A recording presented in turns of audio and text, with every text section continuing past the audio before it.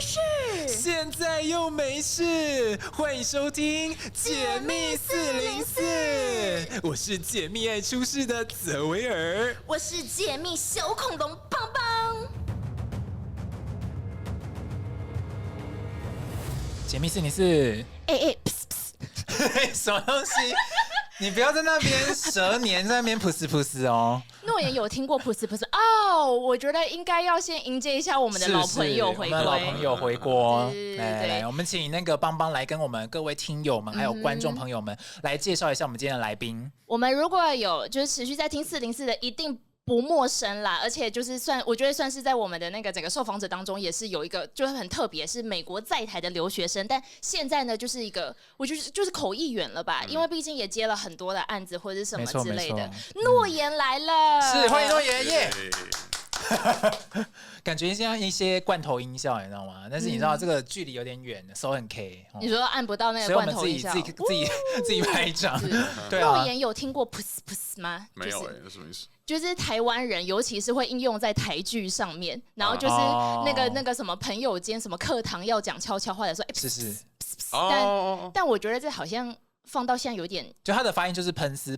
啦。对，是不是有点过时这样？然后我觉得蛮好笑的。我觉得还好。所以你有噗过吗？在课上面很长吧？以前国小、国中、高中，你就会用点的各种悄悄话，听起来就很台剧。因为它是那种你知道，就是我们通常如果是戳别人，就是跟人家讲话嘛。但是通常这种噗就是就是会有这个表情，这样可能就而已，就噗就很好。那噗，你过年在哪里？这个，对，我们蛮好奇的，因为诺言在台湾也待很久了。那这样这一次台湾的也算是时间比较长的年假，诺言是在过年吗？还是说就是可能年假期间又可能回美国休息之类的？年假期间我没有回美国，我是去年12月底回美国看爸爸妈妈，那个时候也是带女朋友回家看爸妈，对，然后过年也是跟女朋友一起过，就跟他家人一起过，算是第一次体验台湾的过年吗？第一次这么传统，因为我前几年都是跟朋友一起过，也算传统嘛，也不算，这一次蛮传统的，然后年夜饭啊，然后那个吃年夜饭之前要拜拜啊，去什么隔天要去的对面的庙去什么，也不是拜拜，他是吃什么粥，什么我忘记了叫什么粥，不是幸福粥，忘记了。福寿粥吗？我忘记了，我也不知道，因为每个地方的习俗都不一样。对，因为他爸是礁溪人，然后他住的地方刚好对面有一个庙，然后我们这个过年的每天初一跟初二我们没有在，好像是对。除夕跟初一我们都在那边，我都去那边，然后因为他爸想吃他们那边的粥，还有跟财神爷就是扮装财神爷，我有跟他们拍合照，蛮好玩的，对，还蛮好玩的。所以他们有扮仙，有演出那种感觉，有，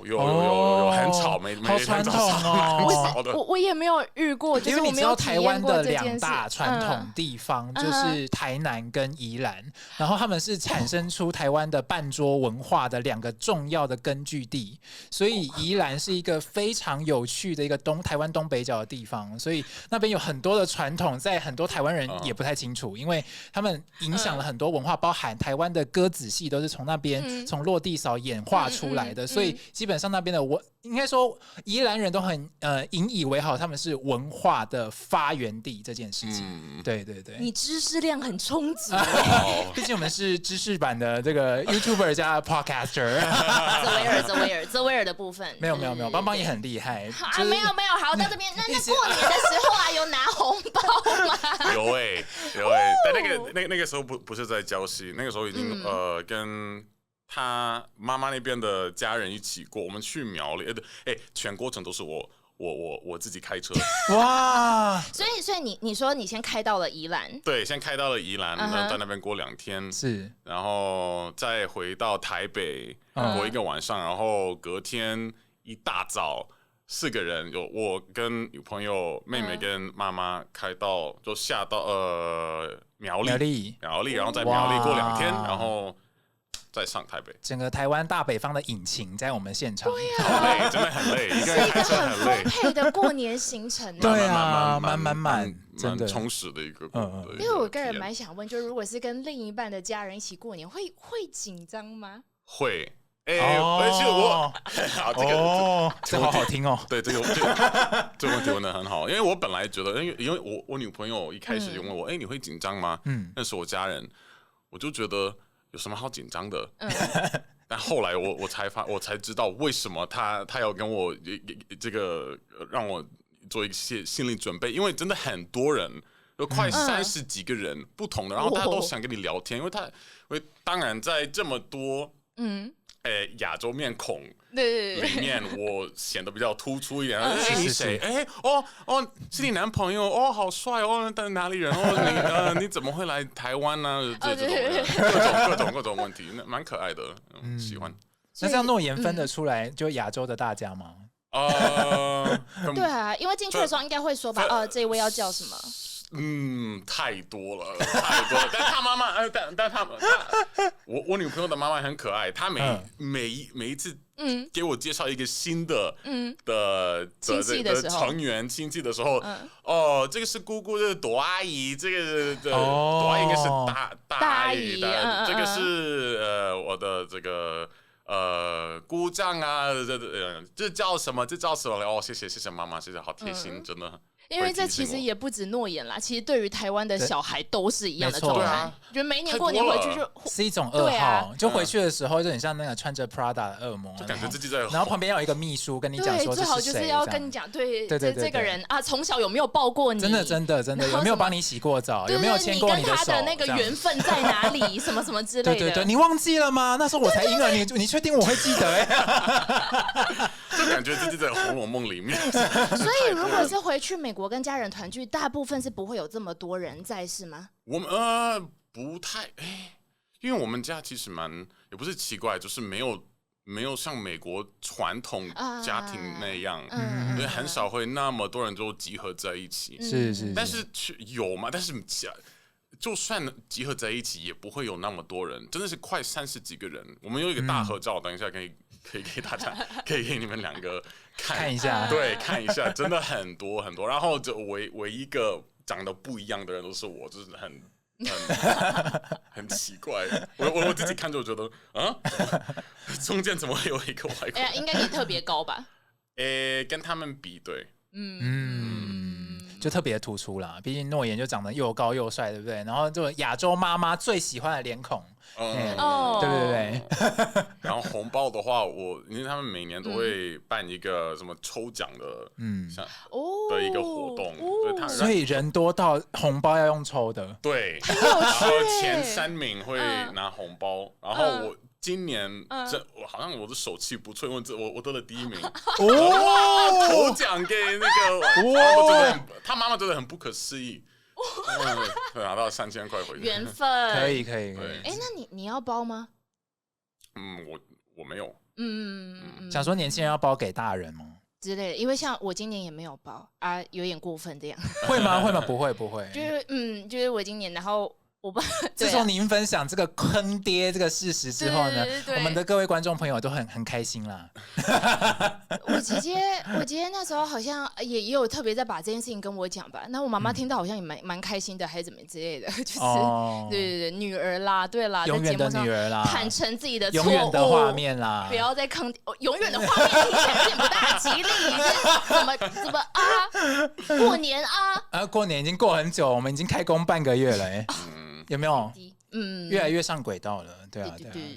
而且在开工的这个当下，其实灯会还是在啦，对。那诺言有想要去看这个台湾的元宵灯会这件事吗？我去看这个台北的，然后我这个礼拜要去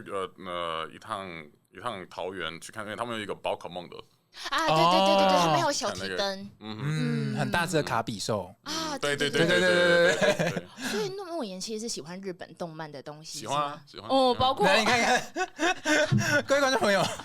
看到七龙珠、宝可梦，对啊，吉卡哇呢？那是什么？吉卡哇是什么？哇，在高雄啦，那对啊，我们的吉卡哇，高追啦，因为毕竟这个高雄是什么泡水行销学，什么东西 IP 都给它泡水就好了。对，然后那个晋级的巨人对不对？桃园我还没看的时候，我听说很好看。面向对岸，对啦，也是啦，可以，对啊，而且重点是我们在这个开工半个月，有一个人也开工忙得不得了，忙翻天，让世界都看着他。对他好像就没有所谓的休工，好像就没有年假吧？而且他在还没上任的时候，对，人家就已经嘎了，都已经开始有动作了。没错，对，围绕着他在旋转。对，所以就是美国总统川普啦。就我就直接来问，川普应该也是您当时的就是选择的那个人选，的时候呢，他现在上任20号上任到现在也差不多1个月的时间了，是1个月来您满意吗？我觉得现在有一点为时过早。就但我觉得是不是最近出了一个新的 CBS 的民调，我忘记了谁，但大家好像有美国人口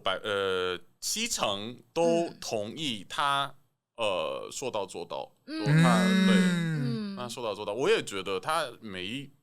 他竞选的时候，他讲的东西都差不多，都真的做到，包括一些意想不到的，都蛮莫名其妙的，什么墨西哥湾改名或者美国湾，我觉得这些东西，好，我看着这些就觉得，有点困惑，有点虚设，就是有点虚，没什么实际用途，但他的支持者，我包括我没有在像很铁的川普的铁粉，但是我相信很多人都在背后嗨起来，我都觉得这个有什么值得嗨的吗？这个很重要吗？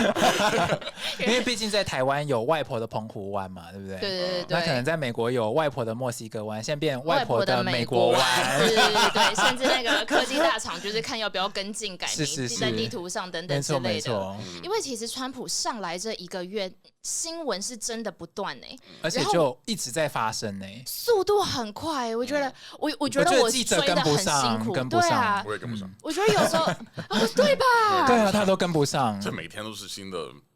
政策，新的什么行政命令了，天哪！他行政命令签不完每天都在签，他的椭圆形办公室好忙哦。我其实有在想，如果依照一个 K-pop 的那种追星族的概念去追一个偶像来追川普的这样的，还是追不到我觉得有点难，因为他速度很快，然后他又在过程当中会一直有不同的话出来，然后大家又要解读不同的话，可是当中他就突然又有一个新的东西出来。重点是他的团队完全就是跟着他的节奏我觉得他整个团队在资深团队上面超有趣的，真的超有效率的。但因为诺言就是在台湾的时间还是比较长，至少这1个月里面，那让爸爸妈妈有特别跟你分享，就你们会聊到这一块吗？会，多多少少会。我昨天跟我爸讲这些东西的时候，他说他很开心，他真的很开心，因为我爸妈，我不知道各位观众不知道我的这个背景是什么？我是古巴裔，然后但是我是土生土长的美国人，但是我爸妈是古巴人，然后他们从很早就逃往一个共产的这个国家，到美国移民到美国，他们透过的这些途径非常的艰难，因为那个时候没有像最近这几年那么简单移民到美国。就算美国一直对古巴比较跟其他的国家比较开放一点点，也就是说，古巴人移民到美国从来不是非常难的事情，就是你只要双脚踏上美国土地就好了。真的以前有这种政策，现在好像没有。但是呢，他们移民到美国非常的难，所以他们最大的问题是非法移民。他们觉得最麻烦的事情就是非法移民，所以他们现在看到川普开始真的执行这个遣返非法移民的这个政策，非常的开心。你有看到白宫那时候2月14号就情人节在 X 上面的发文吗？他就用了一张图片，然后是粉红色的图片，就是粉红色泡泡，对，他就放了一个那个川普的头，跟一个那个好像叫边境沙皇吧，他好像有这个称号的头，然后上面就写说什么，我有点忘记了，反正就是一张看似非常情人节的图片，但就是直接讲说，你如果非法来，我就遣返你，会想之类的。你情人节发这个也是很有趣啦。他可能对全世界都有爱，这样。我觉得美国国务院的这个现在的官方的这些平台都偏得非常的好笑啊。是不是前阵子有一个不是网红，他是一个明星，就 Selena Gomez 还是之类的，他把自己他拍了自己，就哭着，然后说什么我们美国人对不起你们所谓的新移民，因为你们大家都要回家之类的。然后白宫好像隔天，他们拍了另外一个影片，就回应他，就他们去采访，没有对他们去采访被非法移民。就他们是这些妈妈们，他们的孩子被非法移民杀害，对不对？然后给他看那个Selena Gomez哭着，然后对着镜头讲，对着这个贴文看，然后让那些妈妈们回应 Selena Gomez， 然后就觉得这个我不知道，我就有很复杂的情绪，因为这是。白宫应该有的态度嘛，但另外一部分就觉得好像也是对的，但我女朋友看这个就非常不爽，非常不爽。她说这个很幼稚啊，然后因为我女朋友也是泰勒斯的粉丝，然后她看到那个在那个超级碗，那个美国的这个橄榄球的超级碗的时候，大家都嘘声。那个镜头转移到泰勒斯的这个那个画面出现在大家面前的时候，不，然后他就觉得，然后我女朋友看这个，的确啦，就是我恨川普。我恨川普，It's OK， 我知道你恨川普，没关系。是，因为毕竟有很多立场不一样的嘛。因为我们在言论自由的社会底下，我们就接受各种不同的声音。因为我觉得的确也可，我觉得刚刚诺言提出一个那个，就是比如说，就是白宫的回应，我觉得是有点一针见血，就是一刀切。我觉得他们的舆情团队很厉害，对。但的确是不是一个那个政府级别的，尤其最中央政府级别的人要来做出这么就是比较直接性的回应，的确是我觉得方向跟台湾不太一样。对，台湾就会比较绑手绑脚一点，圆一点，圆润一点之类的。对，但是好像川普的性格也让他的团队的性格整个都是非常符合川普的性格，我觉得。对啊，而且白宫的小气，哈哈哈 ，I got you， 而且重点是他讲的是实话，然后你就觉得有一种被震到的感觉。我个人看这些东西，我没有不爽，我就会觉得OK， 好，好，就过了。但很多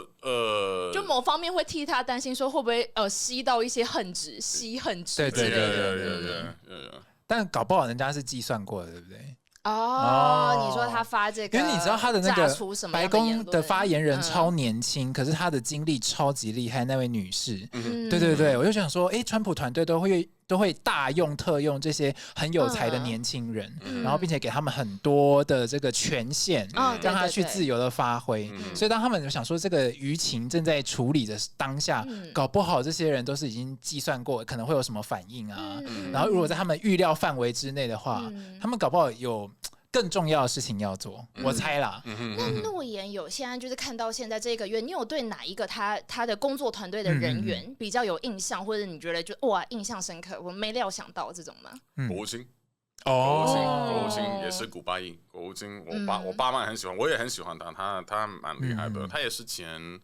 佛州的议员，是，对，州议员，对，那个对，不是，他是国会的议员，对，代表佛州。他我觉得，因为卢比奥是一个很鹰派的，就是对华鹰派的，然后我觉得很有趣的地方就是他前几年被中国政府制裁，就是说不能，这个有点尴尬，是不是？超尴尬的。他们要怎么对话？他们采取的很有趣的一招，你不知道你们有没有看过？因为他们以前的给他取的这个中文翻译的名字就是这个炉字 ，right？这个就是那个花铁炉的炉，那个姓氏的炉的那个字。现在没有，现在他们改成那个鲁国的那个，对，改成那个鲁班的鲁。对，这样也可以，就是想办法替卢比欧那个啊，对，这样不会那么干，所以也就等于是说，我们邀请他来中国访问或者是怎么进行谈判的时候，不会好像他们以为。中国大陆人就没有他们的有记忆力的问题还是什么？我不知道。对，这个我觉得这一招有点选字的问题，就蛮好笑的。说实在话，蛮好笑的，超好笑。因为那时候是限制卢比欧，就是不能就进不了中国了啦。然后那时候卢比欧一传出说，就是已经准备是那个人选要去上国务卿的时候，媒体就开始挖，那他被解禁了嘛？然后就是没有被解禁，都这么简单吗？换字解禁，换字就好，一个解套的方式，好厉害哦！对，这是中国式的解套。对，他们都把头脑动在一些很奇怪的地方，你也不知道是要夸他聪明还是怎么样。就哪天泽维尔变成那个什么，对你选择的择，这样对，超奇怪的。而且重点是卢比欧，因为他是这个古巴裔嘛，所以那个对于诺言来说，可能会有很多的感觉。那还有没有别的这个官员的人选，对你来说，目前为止1个多月上任以来，印象很深刻的？除了这个新的卫生部长那个甘乃迪，真的蛮厉害。我觉得甘乃迪也是一个川普这次当选的一个很重要的一个关键的一个转折点，就是他请甘乃迪，他受到甘乃迪的背书，还有那个叫什么，大陆把它翻译成加巴特那个 Tulsi Gabbard， 他是。什么？他是 DIA， 我忘记是什么，这跟情报有关的那个，他是那个他是夏威夷的前州长吗？不是州长，应该是议员。他以前是民主党人，后来就加入川普的团队。你们不知道这个人吗？反正他应该是翻译的部分。我对这个有兴趣。然后他们都是曾经上过那个 Rogan 的 podcast 是，然后川普也上了 Rogan 的 podcast，然后都对啊。但甘乃迪我觉得是对美国人的健康来讲蛮重要的一个人物。哇，感觉就是川普的团队，应该说他弄了很多让大家印象深刻的人物到目前为止，而且会很期待他下一步想要做什么事情。而且重点是在这个国际局势牵一发动全身之际啊，川普的每一个决定都感觉是要对世界做什么。对，就是他现在讲的每一句话，在每个国家不同的媒体都会有不同的翻译跟解读。没错，而且还会出台非常多套的剧本，比如说他最近要这个停战协议啊、停火协议啊、接管加萨，哇不得了，一件一件数起来，想说1个多月做这么多事情，哇，感觉人家感觉好像在选举期间是不是就开始在工作了这样？对啊，感觉好像想了很多那我们要从哪一件事情开始呢？邦邦。我觉得最近的最大的应该就是俄乌战吧，因为他们就说18号的时候，他们那边那个美国跟那个俄罗斯又要再讲一次话，那到底基辅要不要算进来什么什么之类的，就是面是这个停火协议，那大家就是又众说纷纭又说会不会是什么恶魔的交易啊，或者说川普现在就是这个俄乌战争结束有望等等之类的，所以战争结束有望的话，诺言怎么觉得呢？这个很难。他是不是在最近要去沙特跟普京见面？然后对但不会邀请欧洲领导跟乌克兰方都不会邀请。我不知道，因为他确实他竞选的时候一个很重要的他做出的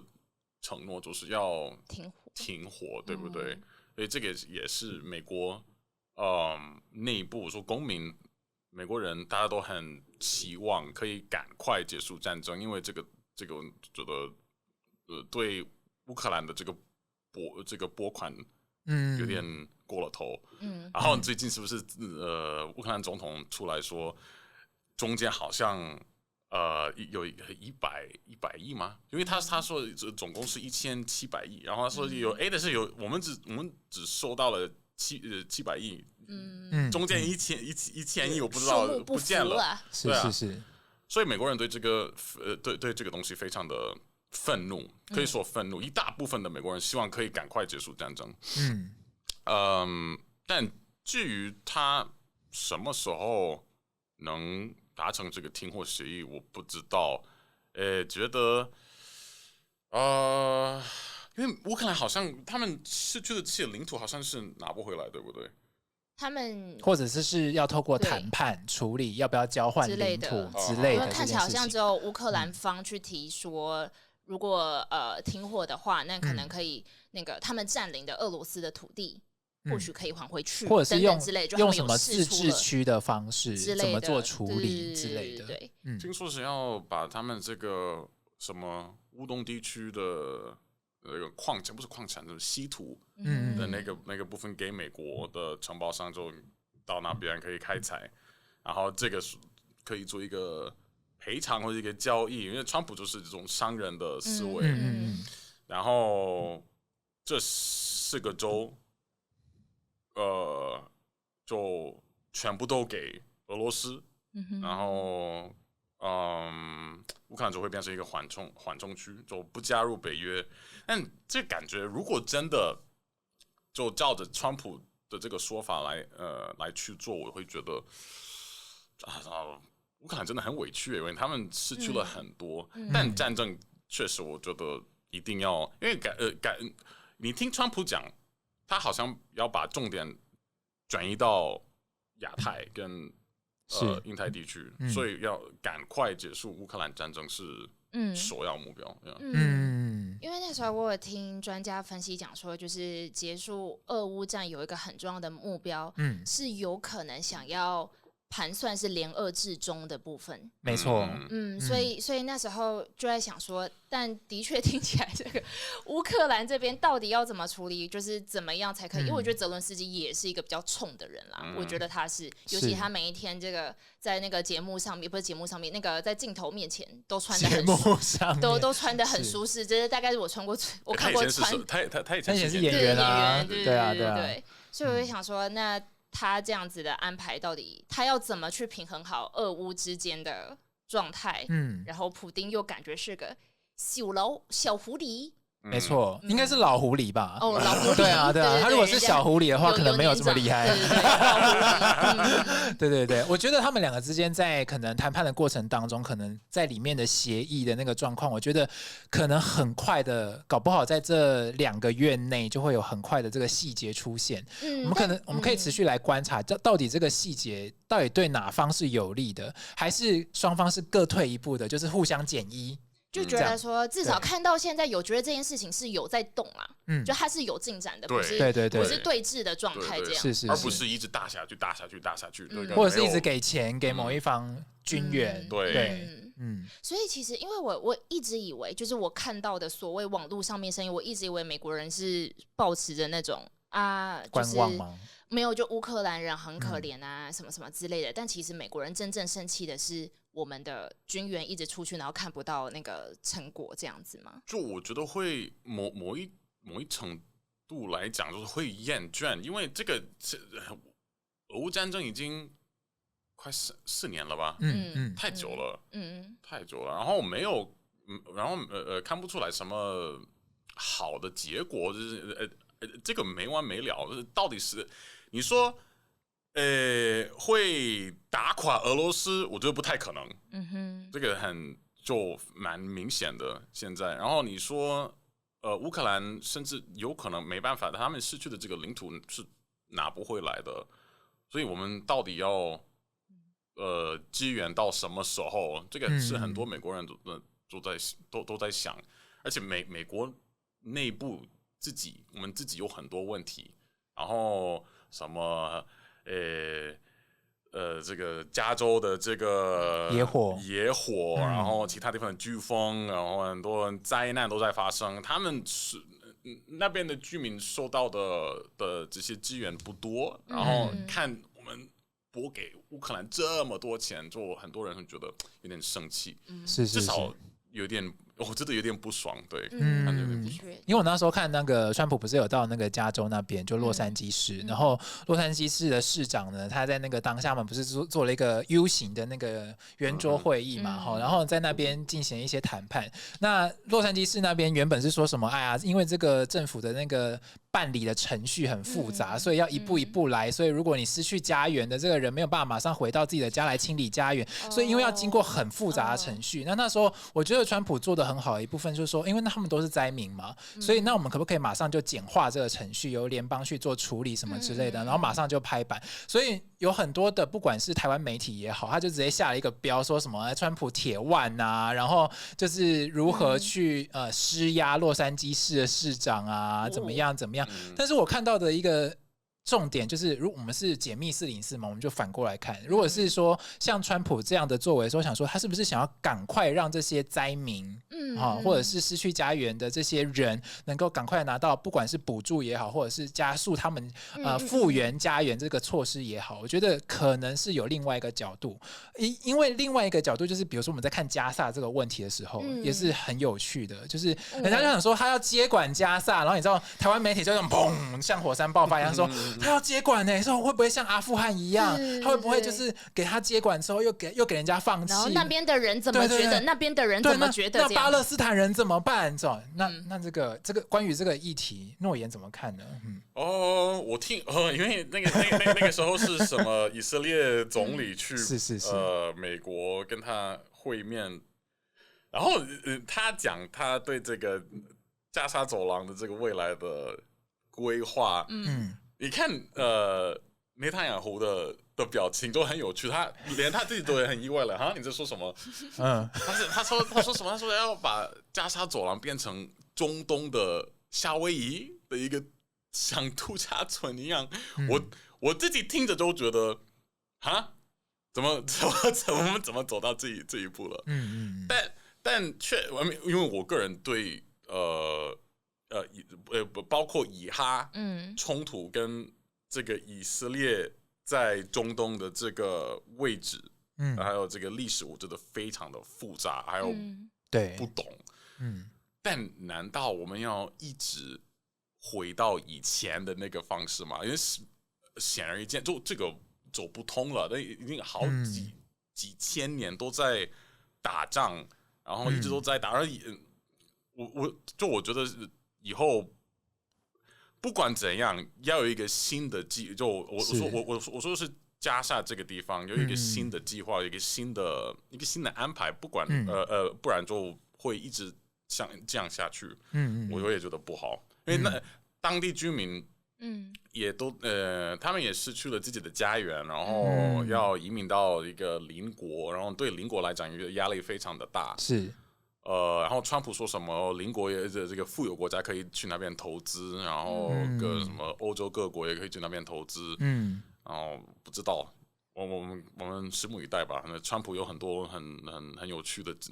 计划。因为我听了那些就是川普那一整个就2月初到现在的那个整个对于加萨走廊的某些议题的看法，我觉得很有趣。就是他一开始不是说想要接管，然后大家就误会他接管的意思，他就说他接管是暂时的，他是要帮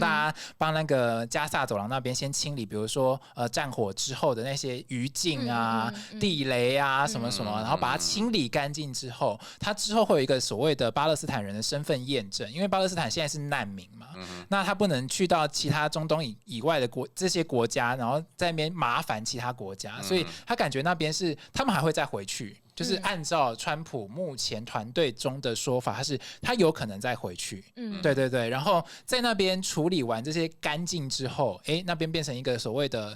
刚刚跟诺言讲一样，就是欧洲有人会去，欧洲各国会去投资，然后那边就会变成一个和平地带，可能变成和平走廊，不要再发生战火了。对，这是我目前听到的比较接近和平走廊的说法。所以整个川普其实做到现在，除了我们刚刚说的对全球局势的部分之外呢，他在台湾也都会是头版头条。真的耶！而且不管是我们，因为台湾现在目前就科技岛嘛，所以最重要的是，就是各位听友们也知道，就是台积电到底有多少套的剧本，到底是要合作谈判，还是要去那边投资，还是要救英特尔，还是怎么样？对，不是说不管英特尔的事了吗？那现在英特尔到底怎么样？然后不是说只有成熟制程，金马那5先进制程也在里面，那怎么办？整个都弄得。我觉得整个风向都好像是，我觉得已经不是沸沸扬扬可以形容，是火山爆发型的讯息。对，就是每个投资专家都在讲，然后每讲的东西角度都不一样，到底要听谁的？如果身为一个美国人，你会怎么看你们总统对台湾的态度？川普说过很多蛮疯狂的，对台，对，因为他希望可以把这个晶片的制造迁移回到美国，但这也不仅仅是晶片，而是整个的制造业拉回到美国，是对不对？然后这就是他的关税的背后的原因。我猜，但我不知道，因为我觉得一个很有趣，因为川普会说很多，但他背后的这些幕僚还有国务院。他们出的政策有些时候是不一样，然后昨天不知道大家有没有看到那个好像是国务院的网站对台的这些新的说辞是什么？那个不支持台独的那个部分拿掉了，删掉了。我给我女朋友看这个东西，她觉得这是什么？因为她没有特别的去关注嘛，这蛮重大，这对中国来讲是一个很大的。来冲击伤害，所以你怎么会把这个东西给拿掉呢？因为但今天还是昨天看到外交部说中国外交部的回应其实蛮温和的，没有到很强硬，因为以前他们的那种战狼的姿态就马上就会呛回去，但是没有，还好就是那几句台湾一直是中国的一部分，内政问题不可分割，对，没有别的，没有别的。所以川普会讲很多让人觉得蛮困惑的，或者是很生气的话，但我觉得你要看他的政策，具体的政策是什么。是，我觉得因为在那个像刚刚诺言讲嘛，有关于这个像是拿掉了所谓就是台独那个部分，对，然后呢，再来是就是中国外交部的反应让我觉得有点可笑，因为他不管以前就是各种品牌啊，只要他在那个我们比如说要网购的那个品牌上面，然后他只要上面可以选择台湾的时候，他就会跟那个品牌进行抗议，然后就会出台那些战狼式的发言等等。可是他这次真的对美国政府就是在这个不管是像日本也是，日本说你的那个国籍如果是台湾人嫁到那边或者是在那边有成家，那你原来的国籍你就可以写台湾而不是写中国了。对，所以呢，所以我们的盟友对于台湾的态度其实是我觉得啦，在美国跟日本现在对台的态度我觉得是越来越接近清晰。对，然后感觉好像是挺台的态势越来越明显。因为我觉得刚刚诺言有一部分我觉得讲的真的是就是点到，就是你不能只看川普的那些话出去，因为川普的话后来到后面的他的那个真的要做的事情的时候，你会发现他不是最初刚开始媒体大片截图的意思，可是最重要的就是他的政策出了什么，就比如说不支持台独这件事情删掉了之后，就是专家分析这就是对于所谓台湾里面拥有以美论最大的巴掌，真的，而且我觉得川普的团队有趣的是，因为他们川普很喜欢做一件事情，他感觉有一个虽然他可变性很高，可是他都有一个有趣的规律，就是他会登高一呼，就是会有一个很疯狂的话会出现，然后出现之后，你就发现他的团队开始密密麻麻开始在做事，对，然后做到那个结果的时候，你才发现他是要引起大家注意干嘛？然后告诉大家说我要做事咯，给我小心一点之类的。我觉得是感觉有这个规律。对，俄乌谈判也是，俄乌谈判的时候，他们要把那个欧盟排除在外，是。然后后来卢比奥出来说没有。这个是初步的谈判，然后后来有另外一个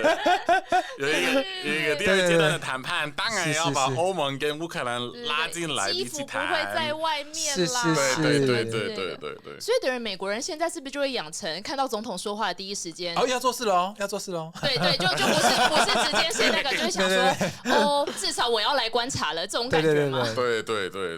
他感觉就像那个演舞台剧，然后前面或者是演音乐剧，前面会有一个序曲一样，就先告知你有一个前奏这样。他那序曲感觉都是重点，棒，行进曲、进行曲，对，就总是会先把人吓一跳这样子。真的，而且在这个状态里面，感觉而且那个川普一开启在好像要回来亚太关注这件事情的时候，因为卢比欧他不是开启了各种就是战略对话吗？没错，尤其他一刚开始的时候就先跟Quad开会了，然后他们那时候就是去讨论到说，这应该是台海这边的都是还是要稳定什么什么之类的。是，所以我觉得卢比欧的确也就是我们刚刚可以去提到的美对台的政策去看，对不对？整个到现在这样子看下来，我觉得刚才有提到一点是日本的部分，就是日本那时候其实我们看石破茂的时候会觉得说他可能，我最刚开始我对这个人认识是他轻松嘛，对比其他的日方候选人，其他我觉得他是比较轻重，可是他刚刚就是我们最近也做了日方的那个台湾你的身份进来，你可以直接填台湾这件事情。哇，石破茂，可以哦。的话，如果连石破茂都是这样的话，他最刚开始跟川普第一次见面的时候，谈的也是台海议题，所以台海是不是现在就是一个美国的算是主要的政策了，是吗？我觉得是，现在是。然后，但我知道你很多台湾都是石破茂首相他上来的时候，很多。包括美国也很多人都有点担心，因为他的这个亲中的这个立场，他因为安倍说过什么？安倍说台海不是台海是台湾有事，对，就日本有事。但石破茂说过台湾有事不关我们事，之类的，大家都喜欢以前的黑历史发言一些 slogan 啦。对。但你看他去访问这次访问美国。因为中国好像他上台之后一直向日本示好，就是我们亚洲国家都要团结，现在是怎么东张西降的时期，blah blah blah blah。但他去访问川普，然后说什么要包括这个，因为现在川普要把美国变成这 AI 帝国，就是 AI 的一个超级大国。然后石破茂好像日本要。投资很大量的投资在美国的 AI，以前这个，就川普跟沙特的这个王储也是一个好朋友，然后沙特的王储说，我要投多少，然后日本后来就说，我要加码多少，然后大家都在等这个沙特王储是不是要再次加码，因为看到日本投这么多，但我觉得你刚刚讲卢比奥。他跟 Quad 开了会，其实卢比奥他蛮认同拜登政府建立的一个这种盟友模式的盟友模式，就是 Quad，其中一个是 Quad，是我觉得拜登国内对美国境内的这些政策很多是不好的，但是他的这个外交。还有这个国际局势，他铺了一个很不错的路。他跟很多不同国家，包括在亚太地区，都建立了很多这些盟友的这些机构。我觉得现在还是可以使用。是。而且我觉得美国的那个总统的传统就是他不太会直接完全的推翻掉前一任嘛，他会延续好的政策下来，并且把它如果可以加深加广的，可能现任的这个政府就会把它加深加广。我觉得这是一直以来美国在执政上面的特色。对，我觉得的确，川普跟拜登会让我觉得最大不一样就是打群战这件事情，拜登好像更倾向就是。大家要一起，对，大家一起，他不是单打独斗的。对。可是也的确是，就是那时候卢比欧一上来就跟那个四方安全对话开会的时候，我就想说，所以是原来这个是川普没有打算要瑞达是要退出的是，就是也没有就是退群这件事情，对要看群啦。他要看群，因为他最近退了，给钱的群就要退一下。比如说侍卫啦。对。你觉得呢？你觉得川普的外交政策是不是跟他第一任期是会有所不同吗？还是说有不同的地方，也有很多很像的地方？我觉得撤退示威组织也是，因为他上一次也有，然后拜登又恢复了，对。然后，但我知道川普也讲过，他连联合国都觉得可以废掉，对不对？确实，我觉得现在包括中国对联合国的影响有点太大了，所以变成这个机构有点没有不复存在的，对啊，对。然后我知道台湾很积极，对我们很努力想进去联合国，还有社会组织、世贸组织。但如果真的川普有意愿去重建这些国际组织，或者是被很多的国际组织拆掉，然后建立自己的，是不是台湾要考虑一下加入我这个新的所谓的这个国际局势的整个的新的团队，还是你们要加入以前的？我不知道，很有趣。因为毕竟川普的那个团队，他不是也有出台那个国务院那边嘛，然后就是说，除了就是这个台独那个条款拿掉之外，它下面还有一些就是话语嘛，然后那些话语里面就包含了这件事情，让台湾有意义的去参加国际组织，或者是在适当的时机参与国际组织。只是那个国际组织，对，国际组织是哪里的国际组织？你退群了之后，你要再加一个新的群吗？看美国他自己退完群之后，然后要帮助台湾加入国际组织。对。是不是也是一个迹象？突然讲完之后，好像觉得很有希望。没错，他只是不付钱而已嘛。因为现在就是中国拿世卫太多怎么样，或影响力太大，他觉得这个群不用，才不要付钱给你嘞，就是你不是制造病毒吗？之类的，所以他就觉得我先退出，我看看你怎么反应然后后来那个谭德赛不是有一些反应吗？就是一些有趣的反应，我们持续来关注啦。我觉得是像世卫组织，我觉得疫情期间他们表现的实在太糟糕了，真的让各国非常的失望。不仅仅是美国，就是我觉得各国政府都觉得，这个东西可以不要了，真的。而且现在疫苗问题，它不是认证的那个中国国产疫苗，然后事实证明没有用嘛，现在时间证明了一切啊。对啊。然后台湾的就是一个好的模范生，然后我们没有话语权这样子。对啊，我觉得好可怜。我们就在旁边真的是委屈又憋屈啊！然后一直反对什么这个疫情来自武汉那个实验室研究所的这个可能性，一直都反对，连一个可能性都没有。我觉得现在说不过去，对啊，有点说不过去，有点不可思议。然后现在大家都认同对，最有可能，因为美国的情报部门出来说，对，是最有可能是来自武汉病毒所，白宫认证了，然后还要这样隔这么长的反应时间，疫情都过多久了？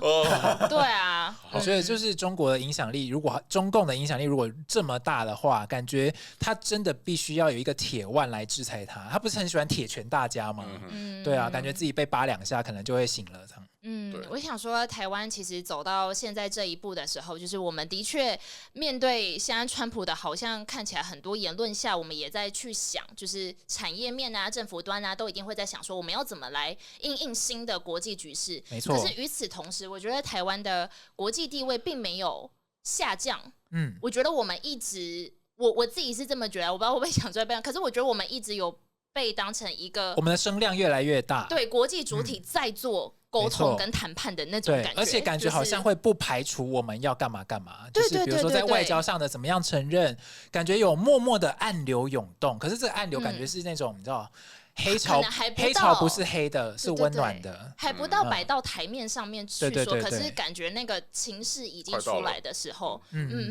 所以会想说，如果在台湾这样的情况之下，到底我们可能，我觉得就直接，反正现在就是美国跟中共在打嘛。对，那台湾要怎么走的话，就是毕竟我们是小国啊，我们没有谈判，应该说我们想要谈判，可是我们有什么筹码去跟这些大国进行这些谈判？晶片，对，晶片嘛。对啊。除了这外，我其实是想说，如果是美国现在川普2.0时代，到底台湾反共的时机点是不是正在进行中呢？而且最近台湾国内太多了这种你知道共谍出台啊，那种现役军人、退役军人，然后还有那个什么，就是看到中共代理人，但又没有中共代理人法可以怎么样处理，所以那些就是看起来好像中共的地下党员在台湾，然后出台了某些就是扰乱台湾政治情势的这些措施、举措、方式、各种方法，然后产生了现在的国内局势。对啊，会想说，就是诺言，如果以一个美国人看的话，会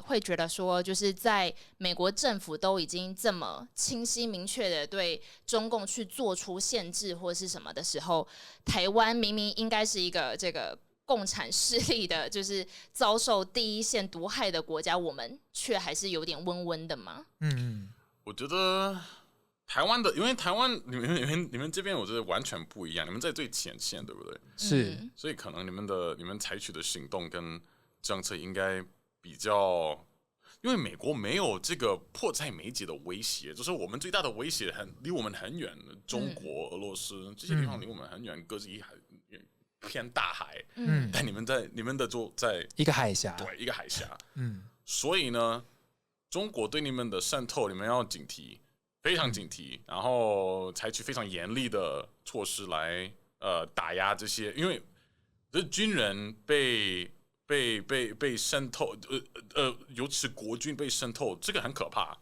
这蛮可怕的。温温的要提高反共意识，我觉得台湾，我觉得这个是全世界的一个趋势，这个所谓的 G 时代。他们没有感觉，因为他们从小就住在一个很安全、和平，大家都很开心，大家又拿着苹果手机，然后看抖音，都开开心心的过日子。所以他们觉得，他们听到这些很可怕的故事，可能没感觉。但因为我比他们大一个时代，然后我一直都在听我爸妈讲这个共产国的可怕，所以我可能比较有一点的感觉。然后包括我也在中国住过4年，所以我知道中国的好跟它的坏，怎么讲呢？感觉就是年轻人怎么提高他们的这个对反共意识，我觉得很难。这个要靠台湾的我的前辈们来。慢慢因为继续讲他们的故事，是就像是最近不是有那个出台的一个影像，叫做民主练习中啊，民主练习中，对，去叙述了台湾从2014年太阳花的运动那时候开始到现在10年期间，台湾的每一次的民主的大事情，是，然后去看台湾的民主到底怎么走。其实我觉得它里面有一句话蛮有趣的，就是说实在话，台湾的民主到现在，其实他们觉得民主政体还是一个婴儿时期，所以我们其实还是刚出生。对，我们还是在咬着牙在走这一段的路，就我们努力做到了现在这个层级，但其实要怎么样让它稳定下来，也还是一个需要再去好好去深入的课题。就我们并没有修到所谓的。我一直也以为台湾应该是一个非常成熟的国家，但现在看起来我们面对了很多大事小事、国内外的事情，我们也都好像还是第一次在做应对。而且像是台湾的国会的这个现象呢，就会觉得，是不是我们有一些法案，从法律面上，从宪法的这个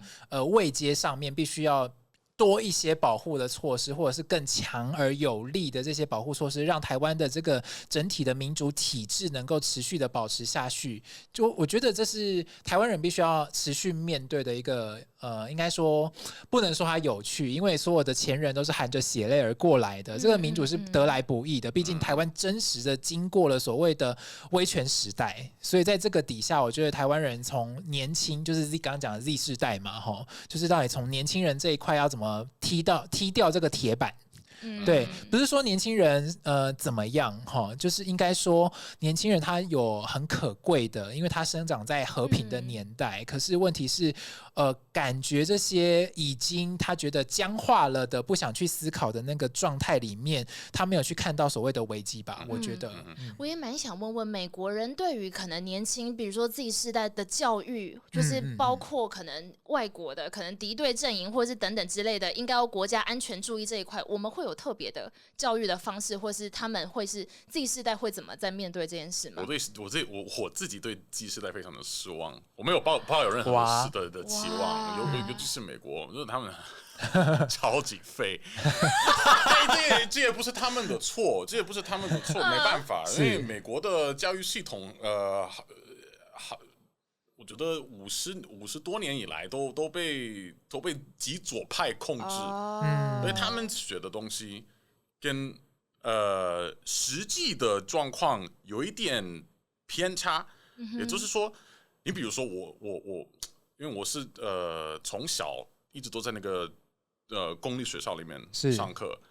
然后历史他们会把大量的时间跟资源教你希特勒不好，然后纳粹德国不好，但他们从来不会讲斯大林不好，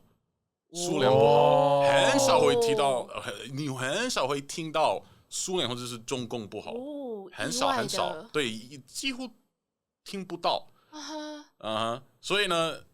你说，而且这两个阵营跟这两个